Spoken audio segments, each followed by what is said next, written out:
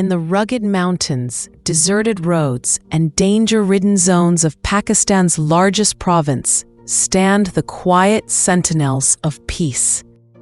Their boots are worn, their uniforms stained with dust, but their courage shines undimmed.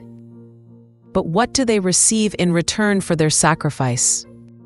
A constable in the Balochistan police earns a basic salary of just rupees 19,000 per month. Now look at Punjab police, where the same risk allowance is up to rupees 10,000. Is the life of a Balochistan officer worth less? Why does the most dangerous duty bring the smallest reward? This is more than just a salary issue. This is the story of neglect. Let's stand with those who stand for us. Let's show that every uniform in Pakistan carries equal worth.